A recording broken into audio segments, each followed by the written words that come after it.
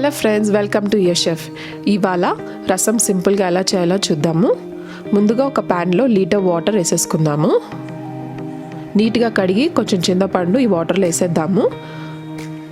ఇప్పుడు medium size టమాటా ముక్కలు వేసేయాలి. కొంచెం కొత్తిమీర, కొంచెం కరివేపాకు, చిటికెడు పసుపు,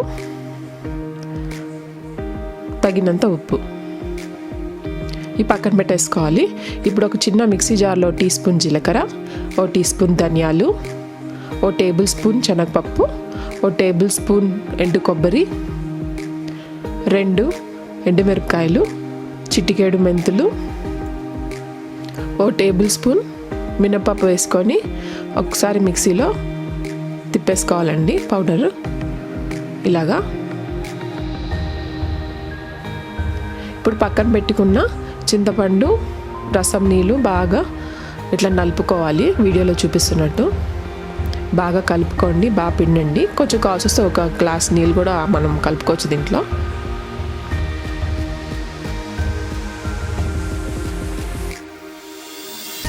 ఈ కరివేపాకు, కొత్తిమీర, చింతపండు, టమాటా ఈ పల్ప్ అంతా మనం ఒకసారి మిక్సీలో వేసేసుకోవాలి.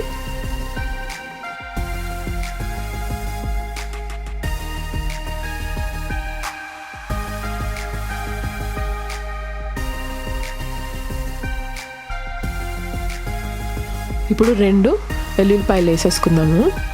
కొద్దిగా రసం నీళ్ళు కూడా కలుపుకుందామండి.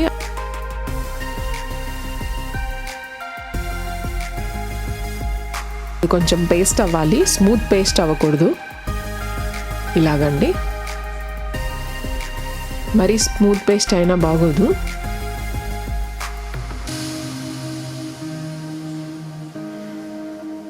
ఇప్పుడు దీన్ని మనము ఈ రసం నీళ్ళలో వేసేసుకుందాము. ఇప్పుడు ఉప్పు అంతా అడ్జస్ట్ చేద్దామండి. ఉప్పు పులుపు అంతా చూసుకోండి. పులుపు ఎక్కువ ఉంటే కొంచెం వాటర్ వేసేసుకోవాలి. ఇప్పుడు ఒక చిన్న బాండిలో 2 టేబుల్ స్పూన్ నూనె, ఆవాలు 1 టీ స్పూను, జీలకర్ర 1 టీ స్పూను, 2 ఎండుమిరపకాయ, 2 వెల్లుల్లిపాయలు, దంచి పెట్టుకున్న మిరియాలు, కరివేపాకు. మిరియాలు ఈ టైంలో వేస్తే దాని ఫ్లేవర్ అనేది తెలుస్తుందండి. అందుకే నేను తాలింపులో వేసి అలా డైరెక్ట్గా వేసేస్తాను, మిక్సీలో వేయను.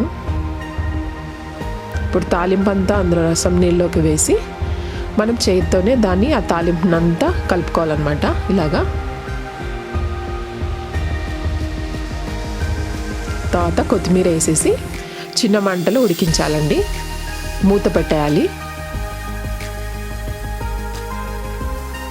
ఇప్పుడు బాగా మరిగే వరకు, ఒక పొంగు వచ్చి ఇట్లా మరిగే వరకు ఉంచుకొని స్టవ్ మూసేయాలండి. మీకు రసం రెడీ. ఇప్పుడు ఇది వేడివేడిగా అన్నంలో బాగుంటుంది, అన్ని కర్రీస్లో బాగుంటుందండి. వెజ్, నాన్ వెజ్ అంటూ ఏం లేదు. ఇలా ఒక బౌల్లో హాట్గా సర్వ్ చేసేసుకోవాలి. మీకు కానీ ఈ వీడియో నచ్చితే లైక్ చేయండి, షేర్ చేయండి, మర్చిపోకుండా సబ్స్క్రైబ్ అవ్వండి.